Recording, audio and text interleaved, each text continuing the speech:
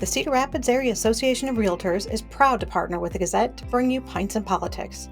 The CRAAR chooses to be involved in events like this because politics and real estate are intrinsically linked, and the influence of politics on the real estate market is profound and far-reaching.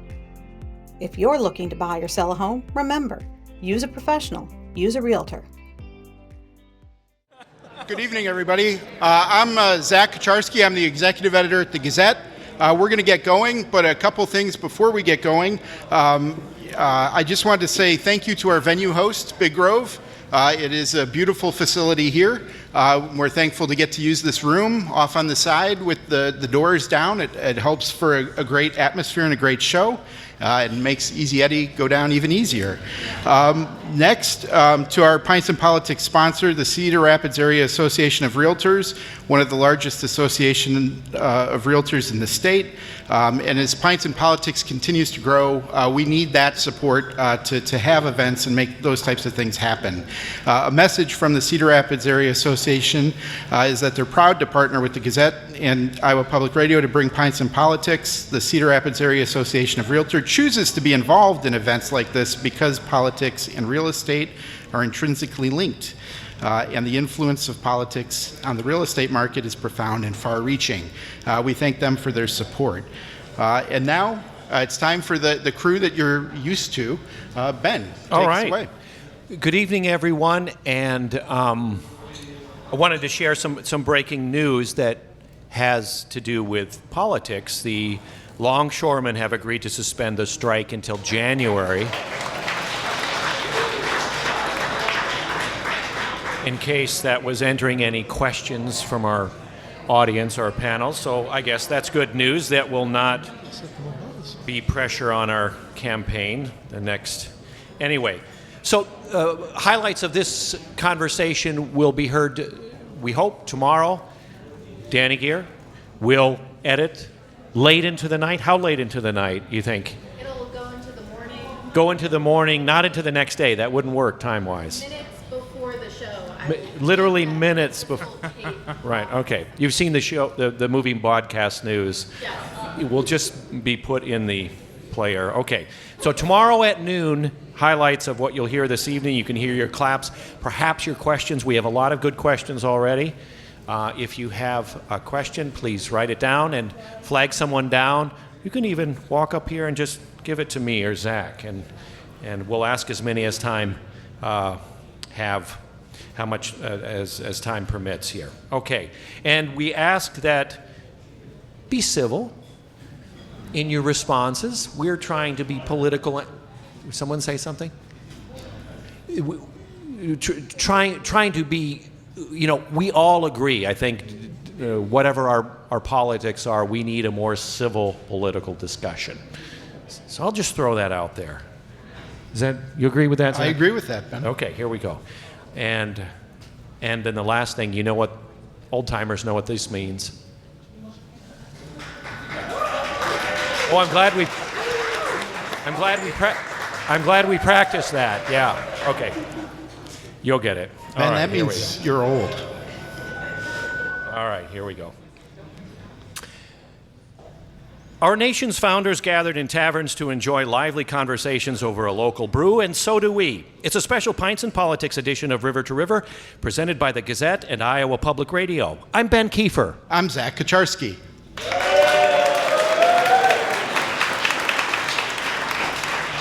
Joining us tonight is on our panel, columnist Althea Cole, Assistant Bureau Chief Tom Barton, and opinion page editor and columnist Todd Dorman. Let's hear it for our panel.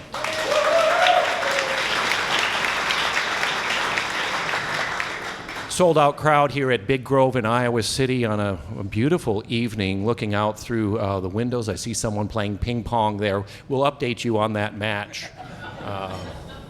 Right along the Iowa River, beautiful evening. Of course, the grass looking a little parched out there since we haven't had some rain for a while. But let's get to politics. Last time we met, and I know some of you were with us at Millstream in Amana in August.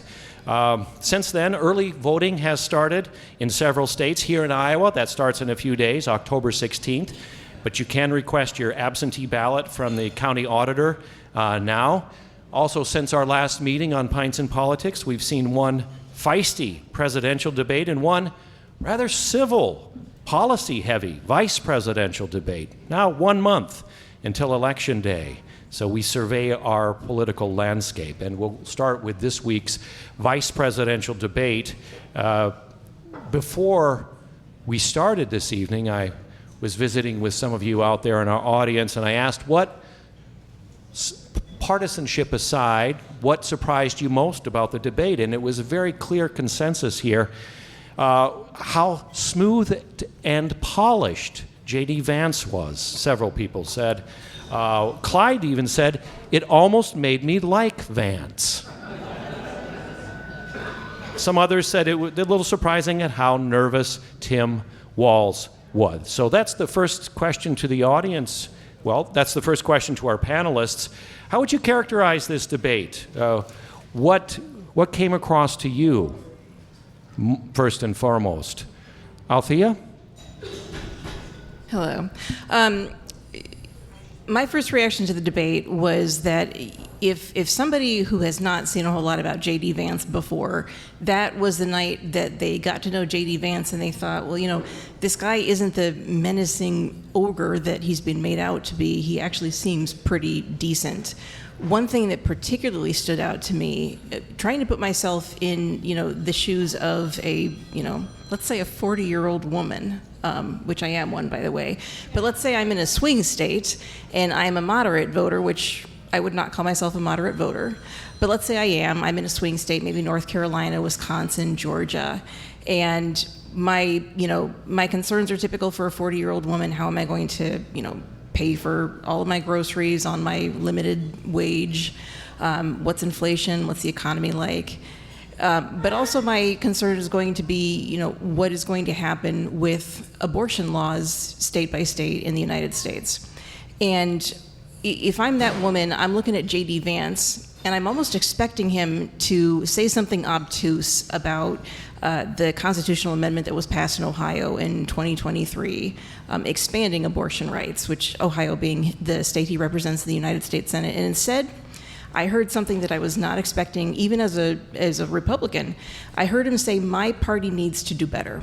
So if I'm that moderate voter that, doesn't love Trump but doesn't hate Trump, doesn't love Kamala but doesn't hate Kamala, I'm thinking about the issues, I'm concerned, what J.D. Vance said would make me feel a little bit better about leaning in the direction of Trump and Vance. Because again, a lot of voters, they may not like Trump, but they don't hate Trump. And, because they don't hate Trump, it's not enough to keep them from voting for him. Seeing Vance and seeing that contrast to perhaps complement the Trump ticket, complement a Trump administration, that bode very well for the Trump ticket that night. Well, I watched the debate, and so the next day I read a lot of stuff about it, people saying who won, who lost, what happened. And what I gathered from all of that is that J.D. Vance looked really polished while he told a bunch of lies because he was dinged for both depending on who you read.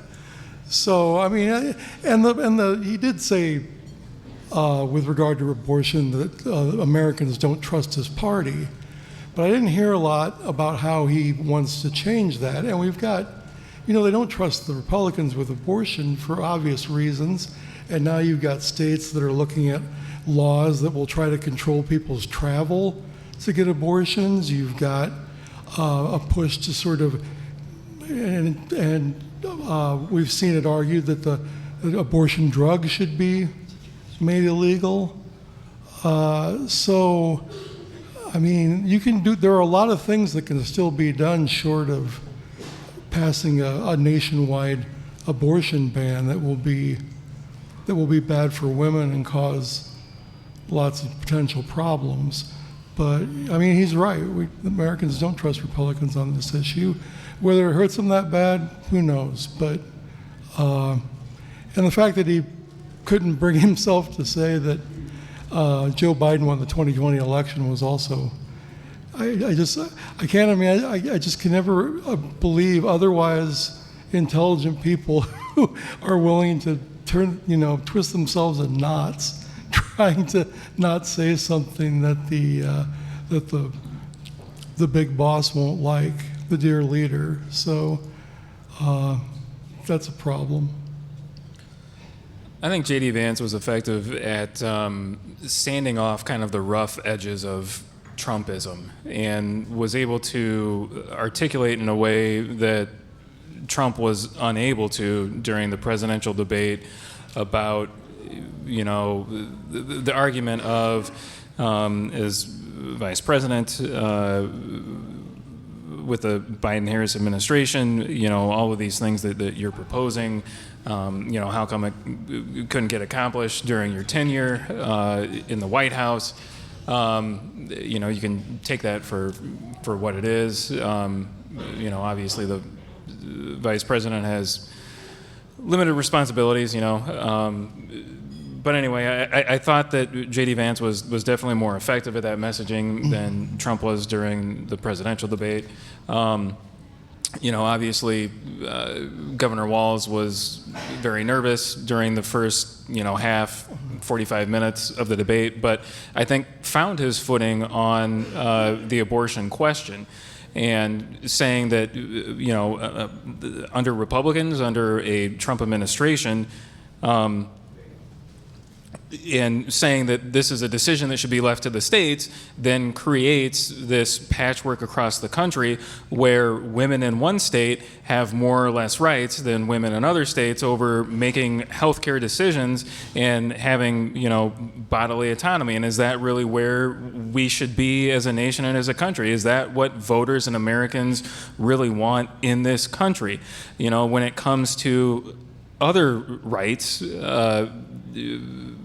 fundamental rights that we believe that we should have control over, we say that the federal government should set a nationwide standard and that, every American, regardless of their zip code, where they live, should have the same fundamental rights, and this is one of them. And so I thought that Governor Walz definitely found his footing on that question, and then obviously delivered one of the more memorable lines of the night of the debate at the very end. Asking J.D. Vance, did Donald Trump lose the 2020 election, knowing that that's an effective attack line going against somebody who is a Trump supporter, and that's just a kind of a red line you cannot cross, right?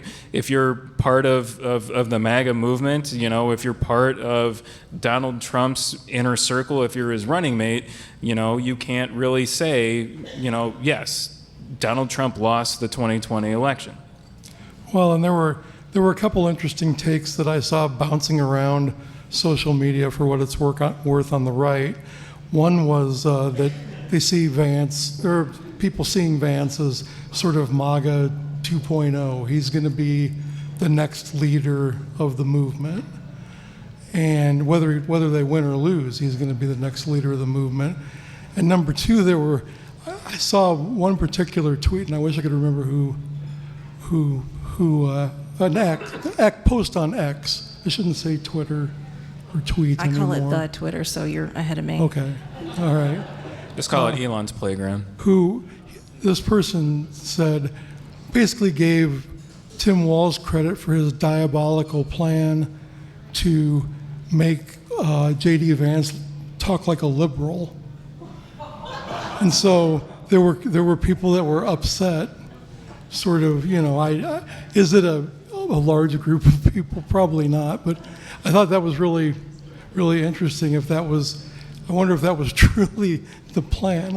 I doubt it.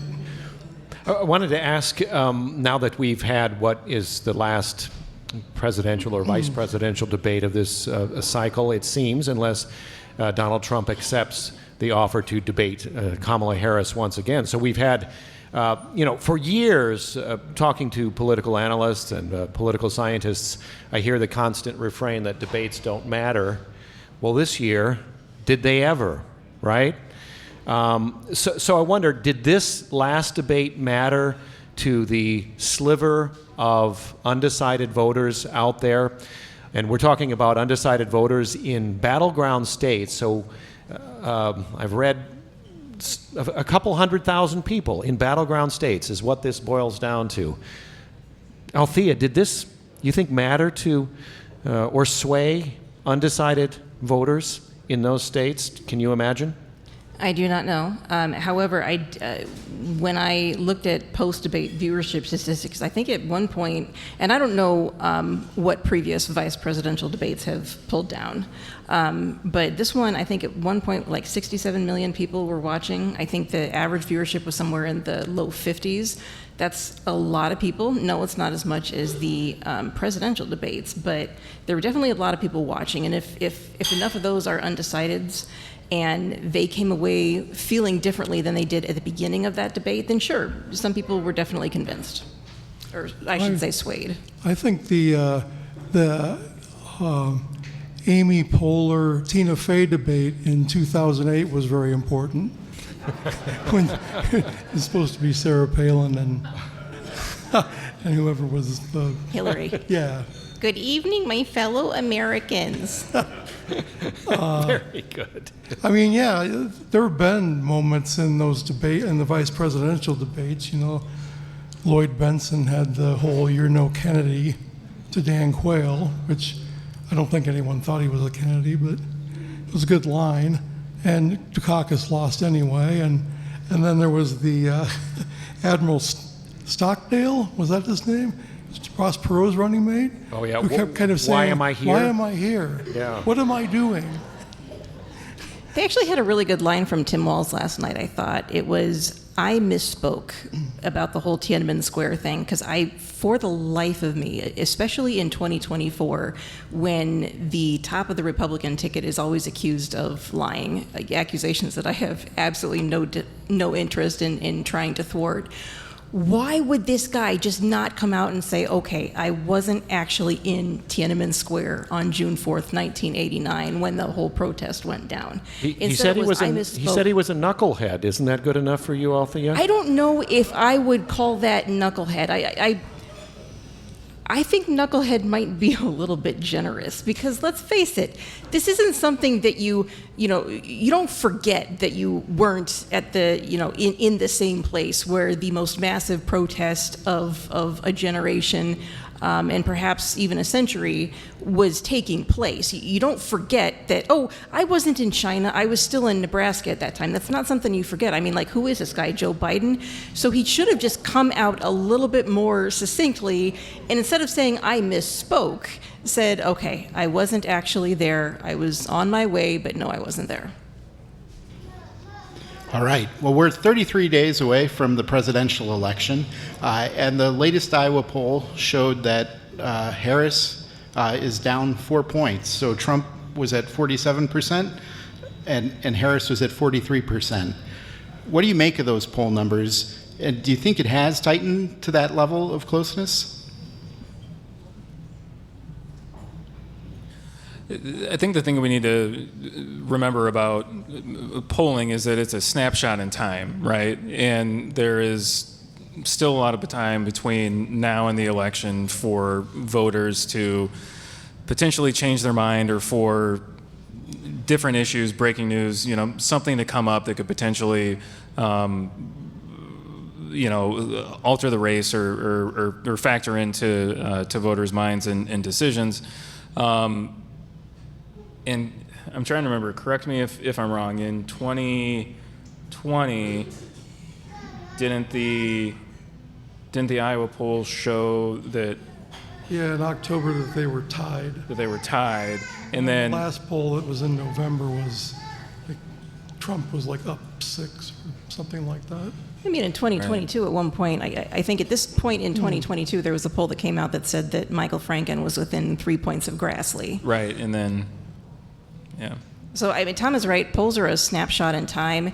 If I'm taking that snapshot in time back to the Republican Republican Party in Iowa or the Republican National Committee. I'm saying, you idiots. I would like the Republicans to know how close Kamala is, even if it is just this snapshot in time, because sometimes it can boost a party as far as the kind of resources they're putting in. I don't think the Republican National Committee or the Republican Party of Iowa put a whole lot of resources toward the very top of the ticket, assuming that Iowa was a safe space. So, I mean, the poll, it's good for Kamala Harris in the obvious way. It shows her way further ahead than anybody thought she would be, but sometimes those polls are also good for the person defending their lead as a nice little wake-up call that kind of lights a fire under them. So it may be very good for Trump right now that this poll shows them so close. It may change some things at the campaign level in the state of Iowa.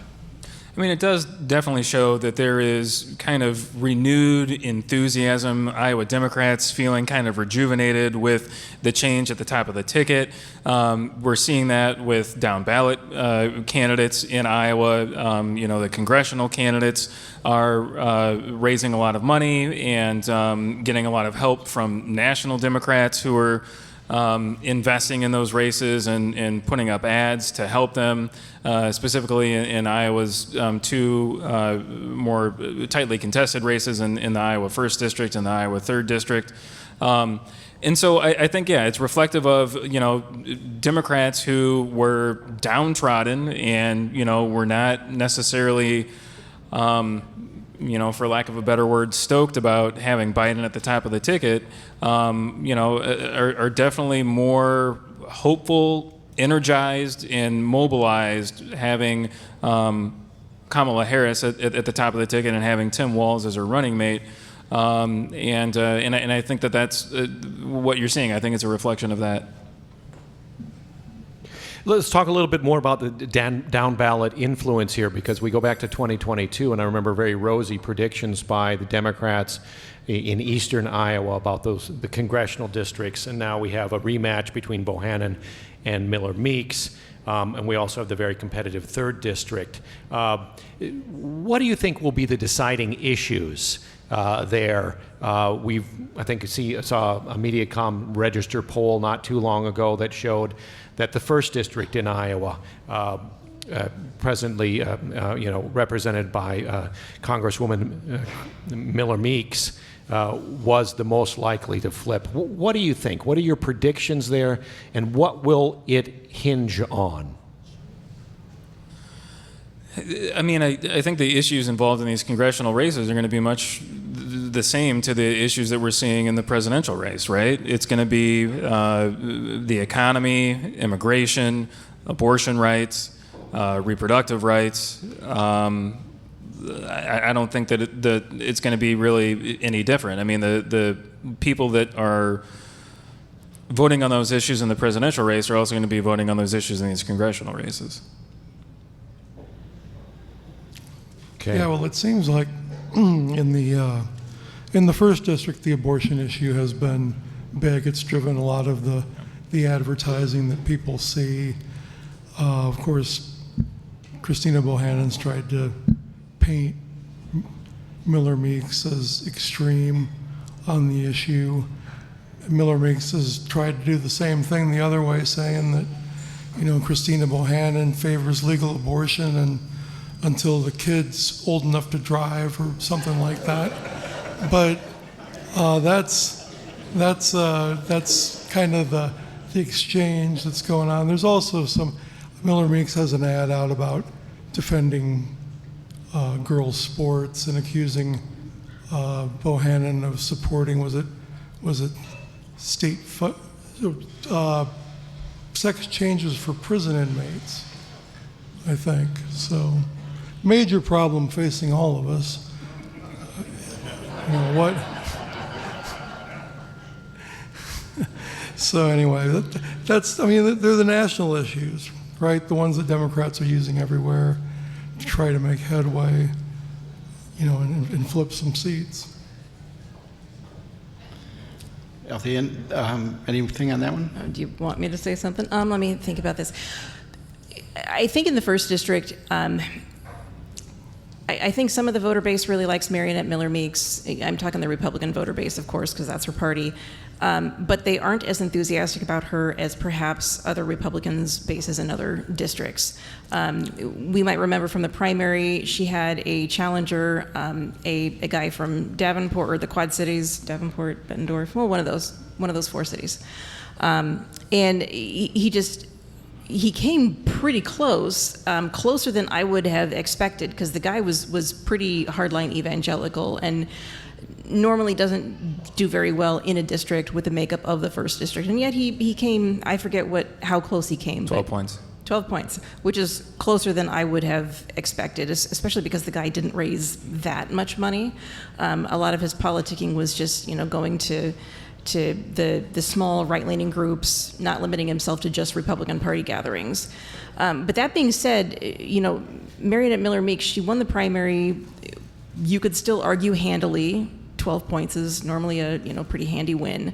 But is her Republican voter base really enthusiastic about her? I'm honestly not seeing that as much as I would if I were her. I would want to if I were her campaign manager or her campaign staff. So she's got some more engaging of her own base to do if she's going to pull it out, in my opinion. Yeah. Well, I mean, you kind of saw that with the Congressional Leadership Fund, the super PAC that's aligned with House Speaker Mike Johnson stepping in and investing money in that race to kind of shore things up for her, right?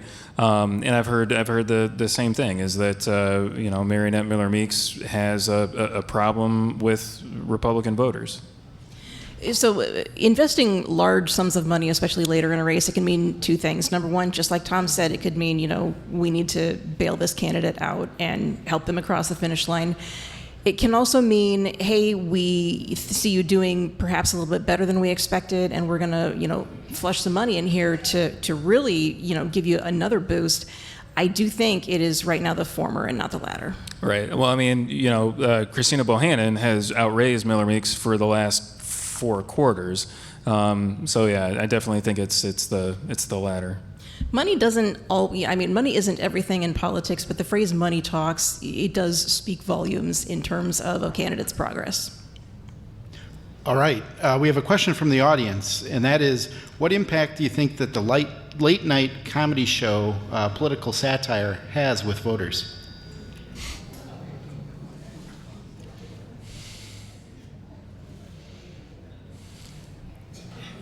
I don't stay up that late, so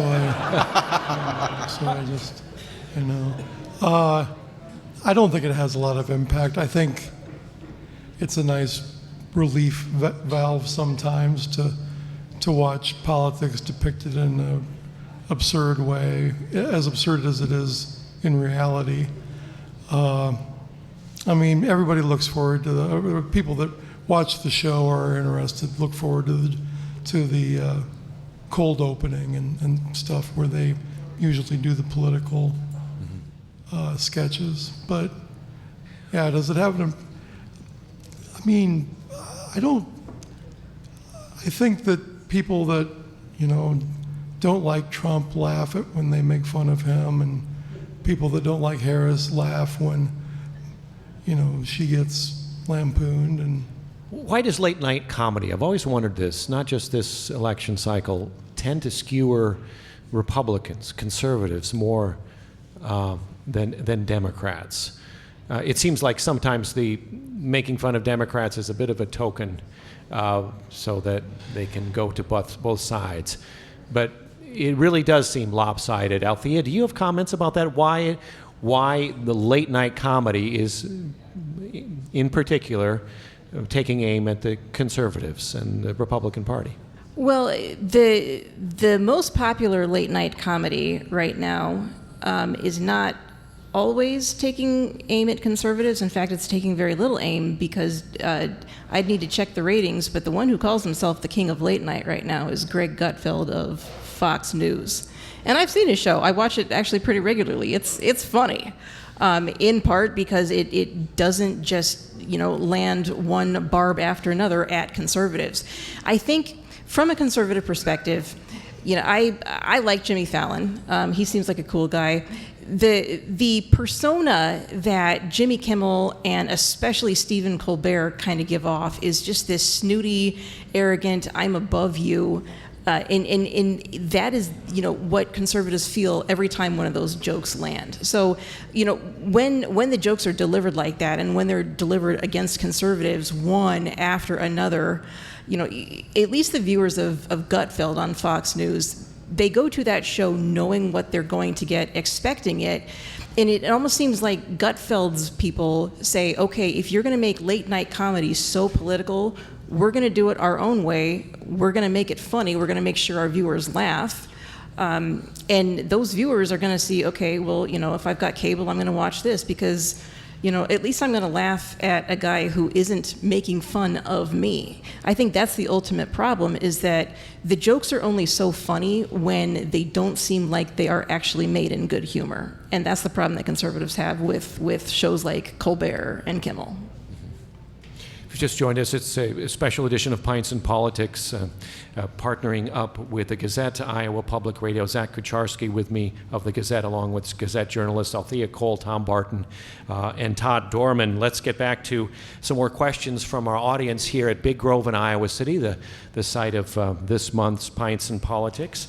On the back of this year's ballot will be the chance to vote on the retention of an Iowa Supreme Court Justice, David May, and he was recently part of the decision to make Iowa's abortion laws one of the most restrictive in the country. One of our audience members asks, can the panelists talk about the ethics of voting no or yes on Justice May? We've had some interesting discussions on River to River before this about what actually that retention vote means on the back of your ballot, yes or no, when you may, in good conscience, vote yes or no. Thoughts from our panelists?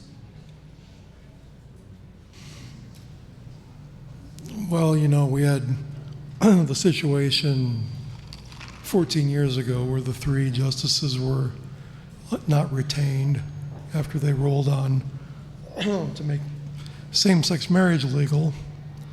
A lot of us didn't like that. So I'm not in favor of, ousting a judge because they take part in a decision you don't like. But I argued that back then and nobody paid any attention. So I guess I don't think there's any organized effort to vote him out. In fact, the Justice Not Politics group has said that shouldn't happen. They're sticking to what they stuck to back in 2010. So I think he'll be retained. His vote total may be a little lower than it would have been, but I have not sensed any groundswell to boot him out of office, boot him off the bench. It doesn't make sense that there would be a groundswell to not retain David May to the bench, because what happens if that indeed is the case? Well, Governor Kim Reynolds gets to make another appointment. She could appoint somebody younger, even younger, and she's already got quite a nice little. I don't even know if you'd call it a majority. I don't think there is a single justice on the bench right now at the Iowa Supreme Court that was appointed by a Democratic governor. Of course, it's been a long time since Iowa's had one of those. And there are age limits, which has given Governor Reynolds a lot of picks just, by that manner. But yeah, I mean, if you want to punish this guy for how he voted in the abortion decision, fine, punish him, but that's the only one you're punishing. You're definitely not punishing Republicans by giving Kim Reynolds yet another Supreme Court pick that will keep, a conservative, allegedly conservative-leaning bench conservative for longer. All right. On Wednesday, Governor Reynolds said that she's going to wait until after next month's election to appoint a new lieutenant governor. After Lieutenant Governor Gregg resigned to take a different position outside of government. What do you think that appointment selection process is going to look like, and what do you think it's going to say about her future plans? Well, I'd like to officially throw my hat in the ring. I think I would make enough. I'm very well suited to a job that doesn't really have any duties. Very well suited. I've been training for this my whole life. So it wasn't surprising that she's going to wait. It's possible she is going to look at some candidates that are on the ballot. So to pick one of them right before the election would be sort of logistically weird. It's like a flow chart, because it's like, okay, need a lieutenant governor. Is she gonna appoint someone who she doesn't care if they're ever governor or not? Well, then it can be anybody. But she is, are you gonna appoint someone who she wants to eventually run for governor when her time is done? Then she's going to be more selective, and she's going to pick someone that shares her, her ideological viewpoints and whatnot. So I've heard no names mentioned. I've heard, it's kind of weird, actually. There's been no, maybe that's because it's not, people aren't interested enough to leak of the future lieutenant governor. But it doesn't surprise me. She'll make the pick in January, and that'll be it. And we'll see if it's someone who's going to instantly have a chance to run the state themselves, or somebody else. Yeah, I mean, it depends on, is she picking somebody to be a running mate? And she hasn't publicly said whether she's going to run for re-election in 2026, or is she looking for somebody to pass the torch to? If she decides not to run for re-election, it's a different kind of maybe calculation, right? And set of criteria as to, who you're going to pick and who you want to, again, pass that torch to run for governor in 2026. We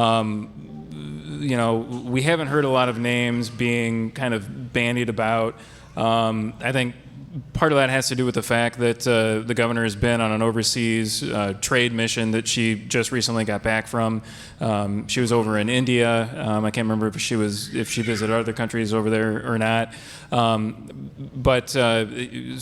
I think in part because of that, we haven't really seen a lot of names being thrown out there, aside from internal discussions that might be happening within the governor's office. But I wouldn't be surprised if the governor is thinking about appointing, another conservative woman, that aligns with her views and her priorities. I guess some names that immediately come to mind is Chris Conoyer, Republican state senator in LeClaire, who's a close friend of the governor. Same with Annette Sweeney, Republican in the Iowa legislature. Amy Sinclair, the Iowa Senate Republican Senate president, who right now is next in line of succession. All three of them are hold prominent positions within the Republican Party of Iowa and have been staunch supporters of the governor and have helped the governor push forward her legislative agenda in the Iowa legislature. So, yeah.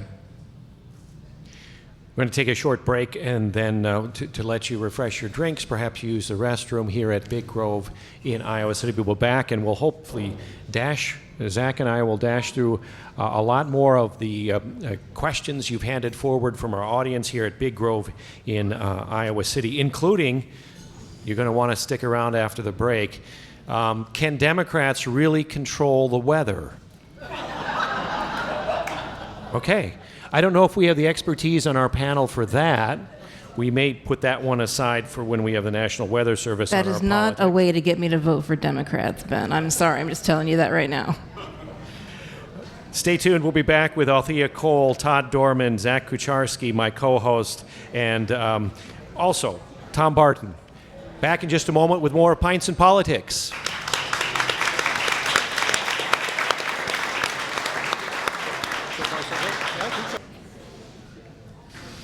And we're back with this special edition of River to River from IPR News. I'm Ben Kiefer with Zach Kucharski of the Gazette. It's Pints and Politics, coming to you tonight from Iowa City, Big Grove in Iowa City. Zach, let's welcome back our panelists, but please remind us who we have on our panel. On the panel tonight, we have opinion columnist and opinion page editor Todd Dorman, Des Moines Deputy Bureau Chief Tom Barton, and columnist Althea Cole. Okay, we're going to get through some questions from the audience. You have a question, or? All right, Tom, you spent today in the Quad Cities listening to the presentation by the Lynn County group that wants to bring a casino to Cedar Rapids. I'm curious, they had a market study that said that would generate about $80 million, and the project itself would be about $275 million total investment. I'm curious what you heard and what you saw from the commissioners. It's not the first time the group has appeared there. What did you see? Yeah, so Iowa's gambling regulators, members of the Iowa Racing and Gaming Commission, had few questions Thursday as local officials, as you mentioned, presented plans for the proposed $275 million Cedar Rapids casino.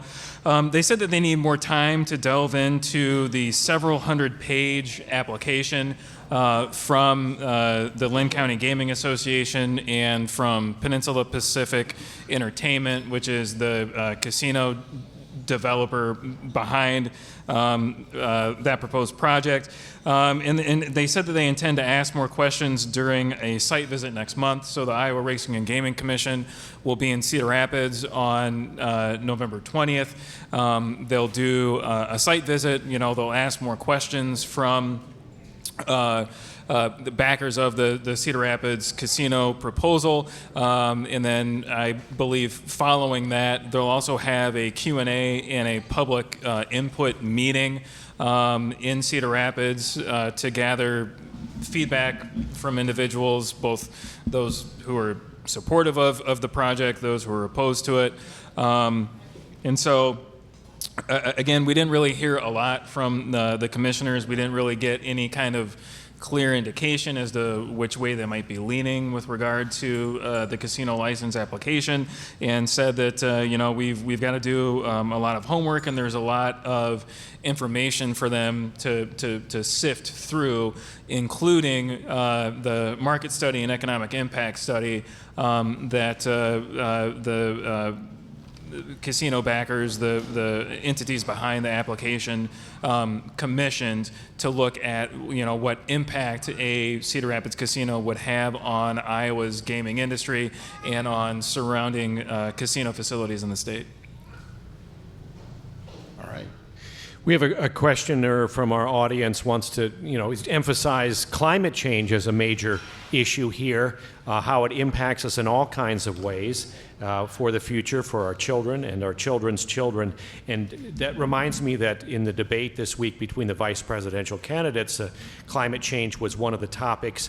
And it was interesting that J.D. Vance, Senator Vance, contended that the best way to fight climate change was to move more manufacturing to the U.S., because the country, he said, has the world's cleanest energy economy, a domestic spin on this global crisis. Walz, for his part, touted the Biden administration's renewable energy investments as well as record levels of oil and natural gas production. So where are we with climate change? How important is it in this election? Let me ask the audience the question before the panelists respond. When you think of your top 5 issues, clap if this is in your top 5 issues. Climate change.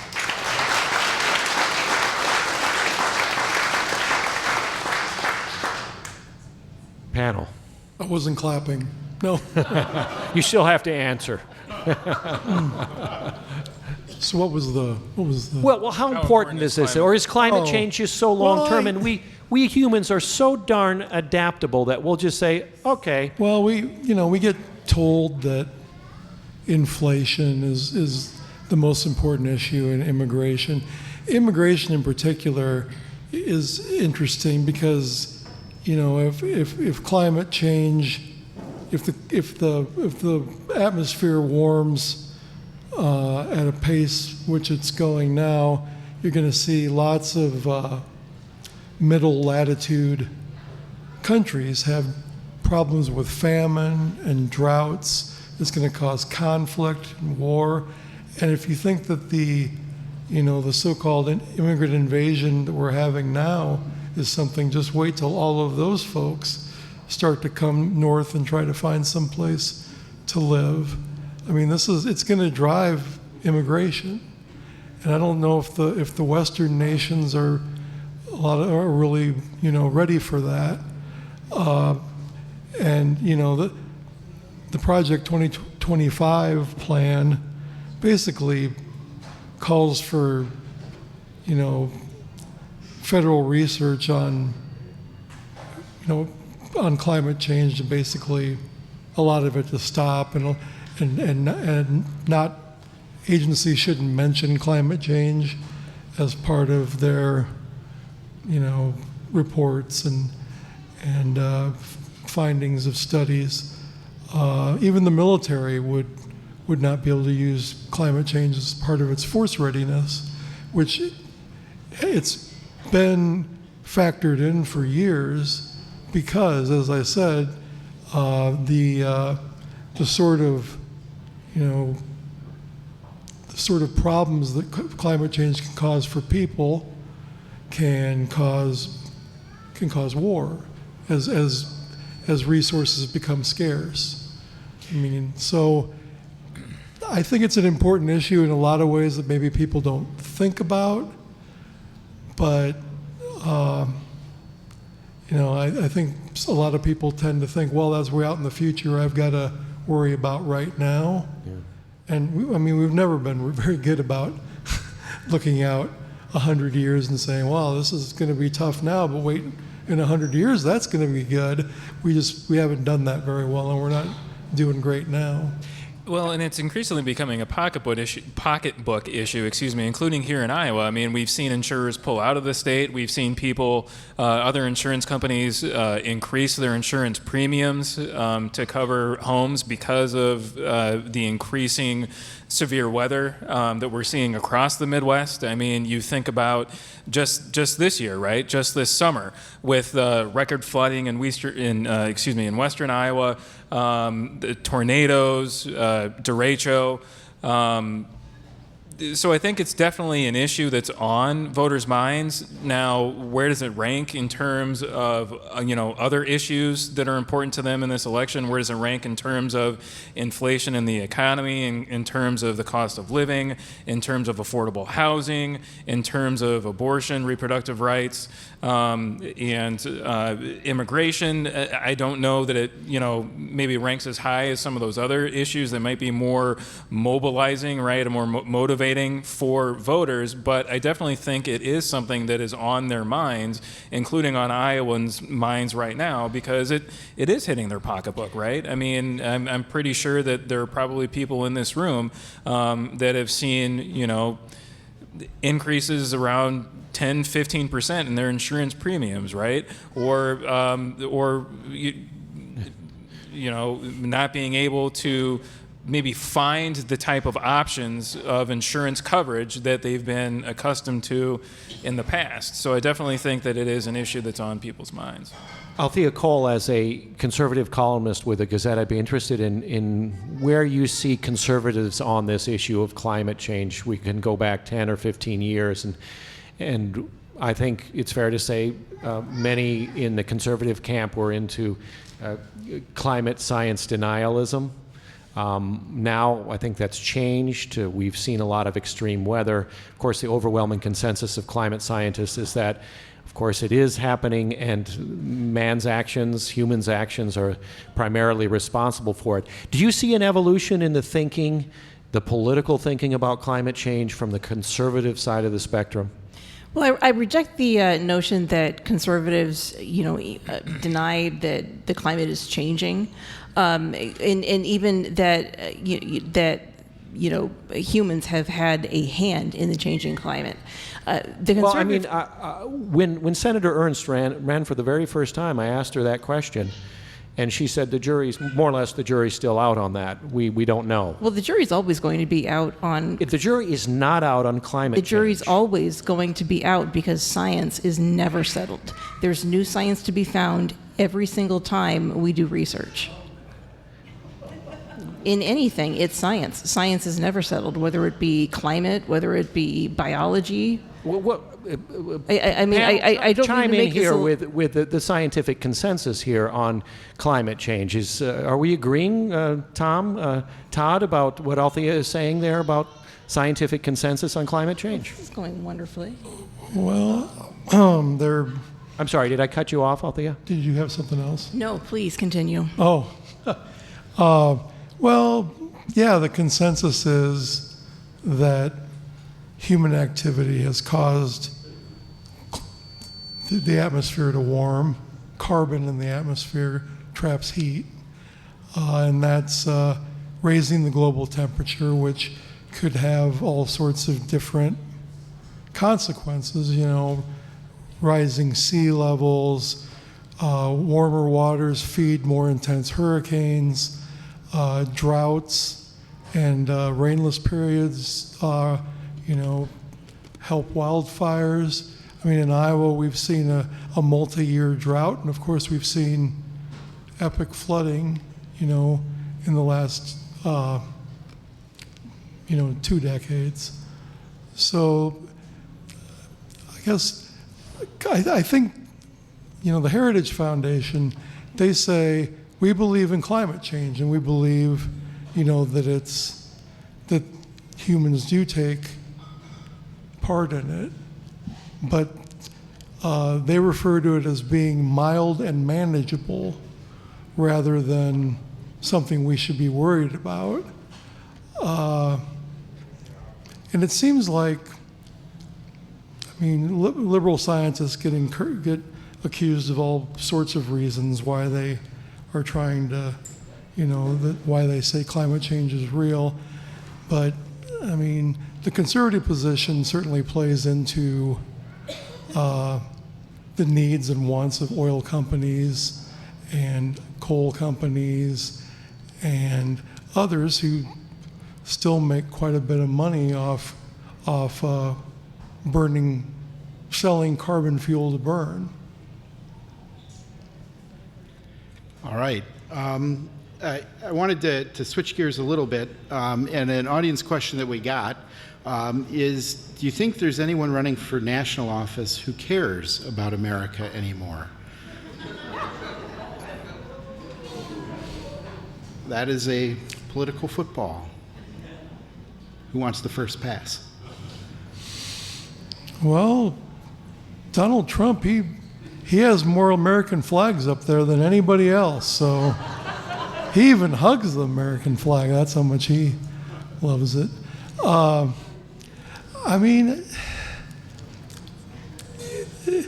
Patriotism is always sort of in the eye of the beholder. Republicans will say Democrats aren't patriots because they're socialists and they want to take everybody's guns away, and they're the ones that file the lawsuits against the Pledge of Allegiance and all that civil liberties stuff. And conservatives, they're more ostentatious patriots. Lots of flags, lots of all of that symbolism. They want to have history curriculum that focuses on the good that America's done instead of all that, we stole some land from indigenous people and we, interred the Japanese, but overall, we're a damn good country. So I think candidates care about America. They disagree on what to do, but I worry mostly that there are candidates that don't care about the value of the institutions that have helped America, self-govern during its history. And if those institutions are brought down or torn apart or reformed, I think the implications are going to be mostly destructive. But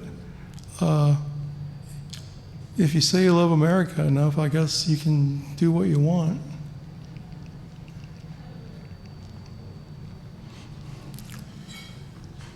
Comment from one of our audience members here. Not really a question. Some of us do not like either presidential candidate, but we do like either vice presidential candidate. If only we could flip the candidates. Interesting comment after the vice presidential candidate debate earlier this week. I wanted to ask about the Iowa Criminal Division of Criminal Investigation of complaints against a sort of a shadowy group of operatives that recruited candidates to run in a couple of the competitive districts, the third and, well, I think primarily the third. Is it the first? First and third. First and third here. So what is going on here? What do we know about what has perhaps been happening to, if you would listen to Republicans, siphon away support in these very close congressional districts? I'm sorry, what was the question again? What do we know? Yeah. What do we know about what has happened? The investigation is ongoing. Yeah, we don't know much about the investigation because the Iowa Division of Criminal Investigation doesn't comment on ongoing investigations, just like every other law enforcement agency. All that we do know is that there is an investigation, and that the candidates that were recruited by this organization, the Patriots Run Project, have spoken to DCI agents and provided them information about the contacts that they had with operatives who were associated with this group, the Patriots Run Project. It should be noted that this all came about due to reporting by the Associated Press. And so the Associated Press did some reporting and looked into these fervent pro-Trump supporters, America First candidates who were purportedly targeted on Facebook by this group to run as independent candidates challenging Republican incumbents in key swing districts in tight races, including in Iowa's 1st and Iowa's 3rd congressional districts. And through the Associated Press's reporting, found out that this organization has ties to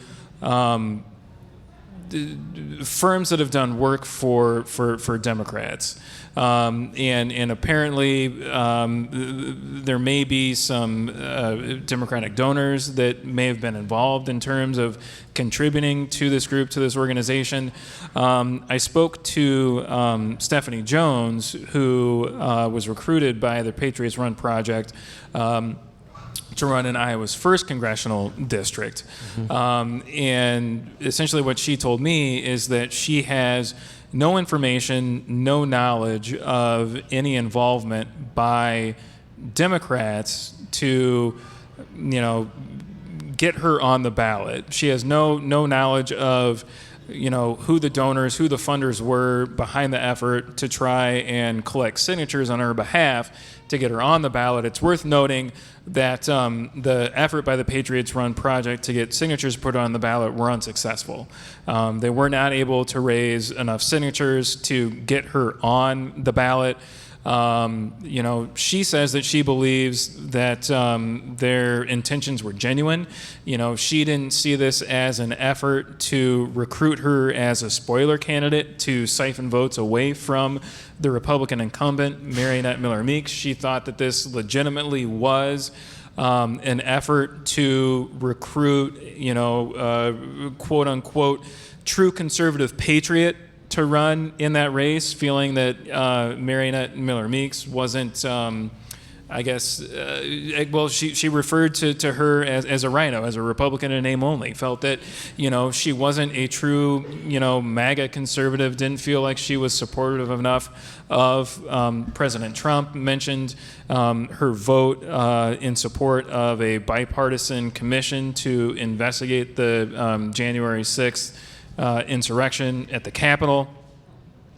However, the candidate that they recruited in the 3rd congressional district, whose name is escaping me at the moment, later withdrew himself because he felt that he had been duped by this group and, didn't really realize, I guess, maybe their true intentions and motivations in recruiting him to run for that seat, and eventually kind of saw behind, I guess, the ruse and realizing that this could potentially hurt Republicans. I didn't run in this race for the sole purpose of just to, be a spoiler for Zach Nunn. Well, and it's, it just smells, right? It's wrong to deceive people. I feel sort of bad for folks that believed that they were being recruited as candidates who may have just been sort of told lies about it when they were really helping Democrats. Republicans play some games too. It's, if everybody would just kind of play it straight and not be too clever, things would probably go better. And, covering politics for a while, I've seen a lot of sort of October investigations that then the election happens and nothing comes of them. All of the campaign finance, they didn't have the right paid for by. They sent out a press release, and in the end, not really much happens. So, so then we had political strategery, and now we've got political investigation. So just to clarify, so in this case, in addition to the Iowa Division of Criminal Investigation apparently looking into this, there also has been a complaint filed with the FEC, the Federal Election Commission, alleging that this group violated campaign finance laws. And it's worth pointing out that this group is not registered as a business. I don't believe it's registered as a nonprofit. It's not registered as a political action committee. I don't believe it's filed any reports with the FEC, disclosing, where it's getting its money from, who its donors are, how it's spending its money, where that money is going to. But at the same time, at least in my conversations with Stephanie Jones, the candidate they recruited to run in Iowa's 1st congressional district, any ties to Democrats seems at least at this point somewhat tenuous. The DCCC, the campaign arm of House Democrats, has said that they had no knowledge of this organization. We're not involved in any way in this recruitment effort, didn't know anything about it until the report came out from the Associated Press. Christina Bohannon, the Democrat running in Iowa's 1st district, has said the same thing, and I believe Lenon Bakam, the Democrat running in the 3rd district, I think his campaign has said something similar. But anyway, at least in Iowa and at least on the national level, Democrats have said, look, we had no idea this was going on. We've had no knowledge of this. We've had no involvement. I wanted to switch gears a little bit. And early voting, the auditor's offices can begin mailing ballots to folks on the 16th, later this month. And looking at some of the data from the Secretary of State's office, there's only been 111,000 absentee ballots requested. And looking back, obviously 2020 was probably an anomaly with COVID, but looking back further to 2016, well, we don't have an exact match on dates. It's about, there were 3 times as many that had been requested. What do you think this is going to mean as we head into the do you think that's going to course correct? Do you think that that's part of what we're going to see on election day, a much longer line to vote? Well, I think we need a cold snap. People don't even know what time of year it is. They're like, election? This is July, isn't it? Or July, or whatever you would call it. People just don't know. It's like when it doesn't snow at Christmas and stays warm. It's like, oh, Christmas is tomorrow? So implications, I don't know. I mean, I don't know why there are so many less. I mean, you really, your highest profile races are in congressional districts, which will offer a more limited number of voters. There's no statewide voting except for the constitutional amendments, I guess. But local legislative races, I mean, there is a presidential race which you think would drive interest, but maybe everybody's just going to go to the polls for the presidential election. I'm sorry, Althea, if they all show up there. But yeah, I don't know. I mean, it's just. I don't know. I wonder if it might be because voters are worried about the shortened time frame for being able to return their absentee ballot in this election.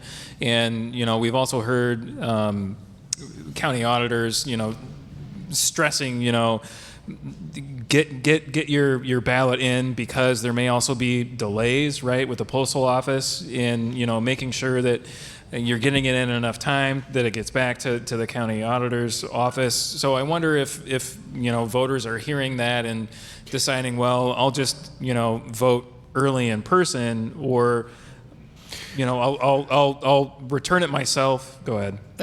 Althea, I was going to ask too, what does this mean for those that are putting on the election, doing the work behind the scenes? I mean, there's a lot of work that's happening in auditors' offices all across the state. Do you know anybody working behind the scenes at an elections department, Zach? I think I do. I think I'm 4 feet away from one. Yeah. Hello. Hi. It's me. Hi. I'm the election worker. It's me. What this means is that we're probably gonna get slammed when early voting starts and continues on Wednesday, October 16th. So that's gonna be a load of fun. I mean, in the county where I live and work, we've hired quite a number of people. In my county, we actually had a school Pebble question for a couple school districts. So the people that we have for early voting come the general election, we've already given them kind of a test run, even the new people, for how to work early voting in person. And so I'm excited for the team that we're going to work with, but boy, is it going to be a lot of work. We definitely don't expect, reduced turnout. It could be another, record election. We'll see. But it was already my understanding that yes, the number of requests for mail ballots has been significantly lower than it has. Like you said, 2020 is an anomaly, but compared to 2016, 2012, there was still a surprise there as far as how few requests had been received. So we'll get slammed in early voting, and I mean election day will probably have quite a bit of turnout too. I'm thinking perhaps the early voting reduction, the reduction in the period by 9 days certainly has at least a partial effect on the decision. Other things that may have a partial effect on the decision is that there's not a whole lot of confidence in the Postal Service as far as returning voted ballots through the mail. That's not particularly a partisan thing. There are genuine complaints that have been made with congressional offices, including that of Congresswoman Ashley Hinson up in the 2nd District, saying, we're not receiving our mail seems to be taking slower. And so when people think, am I going to send my ballot through the mail? If there's another way I can vote, I'm going to do that. What we also might want to consider is that a lot of people voted by mail for the first time 4 years ago in 2020. We had just an onslaught of requests and mail ballots. Not everybody liked the process just because they didn't like the process. Working early voting, I had people come in saying, I ordered a mail ballot, but I just threw it away. And I heard a chuckle there. It seems kind of ridiculous, admittedly, but at the same time, election workers are there to help everybody, regardless of the method by which they want to vote. But clearly, people had filled out their absentee ballot request forms, thinking that COVID was going to be an issue, and that voting by mail was not only the best method, but maybe even the only method that would be available to them. And when it came time and that wasn't the case, they didn't really take the whole mail balloting thing seriously. So that created a little bit of extra work for early voting. But a lot of people still did fill out those mail ballots and get them in the mail. And they realized for the first time those concerns of, have I put this in the mail in time? Back then we still had the intelligent mail barcode policies where if the ballot was received the day after the election, they could still check the intelligent mail barcode to see when it was actually put in the mail, if it qualified under state law that way. There are also circumstances where people, forgot to sign the affidavit on the outside of the envelope. And that affidavit replaces the same affidavit that anybody signs when they vote on election day. So they may have gotten a call from the elections office. If the elections office had their phone number, the elections office does not have everybody's phone number. A lot of it is, are you willing to put that on your voter registration form? So there were a lot of, genuine experiences with mail voting that people had for the first time that probably made them think, this isn't the method that I want to use in the future. I would predict that is, had at least some impact on the reduction in the number of requests we've received. You also have Donald Trump saying that people can't trust absentee voting. Well, and I'm going to the polls. I'm going to do the whole thing. I'm going to get a sticker. I'm going the whole 9 yards, because Donald Trump says we may not need to vote again. So this may be my last shot. As far as the stickers go, you can get one for in-person early voting too, which again begins on Wednesday, October 16th.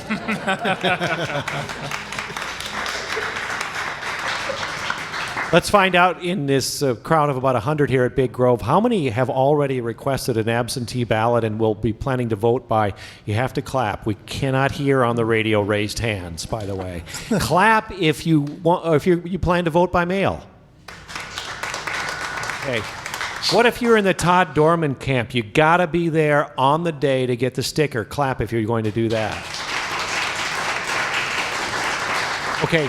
And then we have the other variation would be early voting at a satellite system, right? However you do it, vote. Vote, vote. Yep. No, I said vote 3 times. I don't mean vote 3 times. I'm emphasizing to vote 3 times. If you try that, we'll catch you. I promise. How many people are going to hide under their bed until this is all over? Yeah, exactly. I might do that too. 7:30. Are we ready for our lightning round, do you think, Zach? I think we are, Ben. Okay. Do you want to go first? We cooked up a few. These are kind of the lighter things. We have the bell here. Let's test out the bell. It's not a high-tech bell, so it will probably work. When you have a right answer here, just shout it out. Panelists may shout out. You may shout out the answers too. Do you want to go first with a question there, Zach? Okay, these are the lightning round. Short questions to sort of lighthearted questions, short answers to lighthearted questions about our politics. All right. Well, and politics and beyond. And beyond. Yes. So sticking with that, Earth gained another one of these Sunday, though it's only expected to stick around for a couple months. What is it? Moon. A mini moon. Yep. Okay, there was a significant birthday boy this week. He was the first president born in a hospital. You have to wait until I'm done with my question. I worked on this a long time, so we're going to do a redo on this. You're going to wait, you're going to act like you're waiting in suspense, okay? You got it? Here we go. Significant birthday this week. First president to be born in a hospital, installed solar panels on the White House, was chased by a rabbit, and reported seeing a UFO in 1969 to the International UFO Bureau. Who was he? Jimmy Carter. Jimmy Carter. Happy birthday, President Carter. There you go. Looking out, I know there are several out there just by our ages. I remember the rabbit story connected with Jimmy Carter. You remember that? I looked up a little bit on that. In April 20th, 1979, while on vacation, Jimmy Carter was fishing alone on a small boat on a pond when suddenly he noticed a swamp rabbit, I guess there is such a thing, swimming towards him. And according to Carter, the rabbit appeared to be fleeing from a predator and was, quote, hissing menacingly, its teeth flashing and its nostrils flared. Carter said, unsure of what the rabbit might do, he tried to scare it away by splashing the water with a paddle. The rabbit eventually swam away. This was mentioned by his press secretary, Jody Powell, and then, of course, it became a big blow-up in the news, dubbed the Killer Rabbit Attack.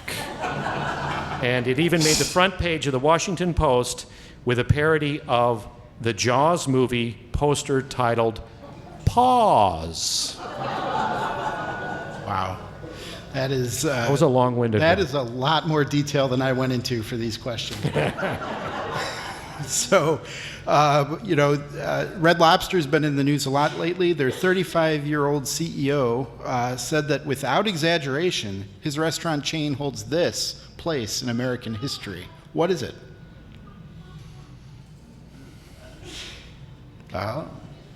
It is the most important company, one of the most important companies in American history. Okay, Zach. Not sure I agree.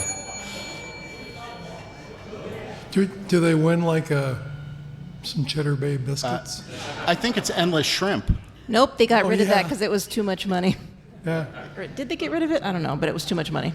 We've just started October, so we have to ask about the so-called October surprise, but here's trivia on that. What decade was the term October surprise coined in politics? And bonus points for who coined it. Decade? Shout out a decade. 80s? 80s. The 80s is correct. Term October surprise originated during the 1980 U.S. presidential campaign. It was coined by Hostage. William Casey, who was Ronald Reagan's campaign manager at the time, referred to what then President Carter might announce as a major event, such as a release of the hostages in that 1980 event. Interesting history there. Zach, over to you. All right. Iowa Governor Kim Reynolds this week said that the recently completed trade mission to India cannot be one of these. What is it? It's a one and done. So she's vowed to go back, and she's invited the Indian delegation to come to Iowa. Very good. There you go, Zach. Who in our news this week said weird science, and what was that person referring to? J.D. Vance is correct. That was the only time during this debate that weird was uttered, and it was uttered by J.D. Vance. He was talking about the science of climate change. So, you have another one, Zach. Ben, I'm in envy of your research department for these lightning round questions. They are far more advanced than this one. Well, Boston has honored Ted Williams with a special commemorative seat in the outfield. The New York Mets dedicated a purple one to this character this week. Who is it? Say that one more time. What's the question? It is, who did the New York Mets, which fictional character did the New York Mets give a purple seat dedicated to in the outfield? Grimace? That is true. Correct. All right. Okay, here are a couple to finish up from my corner here. A couple of who said this questions. Who said this, and has said it actually multiple times?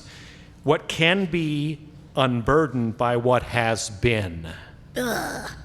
Sorry. I think you know, Althea. No, I've just heard that phrase many, many, many, many, many times. Shout it out. Who knows? Kamala Harris. There you go. It's been talked about for its cryptic nature. Who said this? Republicans joke about that all the time, by the way. Who jokes about it all the time? Republicans. Really? What can be unburdened by what has been? What the? Okay. Okay, who said this? in answer to a question, I won't tell you what question it is, but you have to guess that too. No, I don't acknowledge that at all. That was said sarcastically. Donald Trump, he was standing by his false claims that the 2020 election was stolen from him. When asked directly whether some of his recent remarks indicated that he now acknowledged the 2020 election loss to Biden, he was being sarcastic. Is that all for her? I think that's it, Ben. All right. I want to thank you for coming out tonight to Big Grove. We appreciate all the great questions. Thanks to our panelists. Thanks to my co-host, Thank you, Zach Ben. Kucharski. And then everybody else, the next edition, we also want to thank the Cedar Rapids Area Association of Realtors and our host, Big Grove. The next edition of Pints and Politics will be November 7th. We may know, we may not know who the president is. But that will be happening in Big Grove in Cedar Rapids. So we Right. hope you'll join us there. Make sure you bring your pitchforks and muskets. No, it's a civil exchange, Ben. Civil exchange. No No civil pitchforks. war. Civil exchange. Okay. Civil exchange. Thanks, everybody.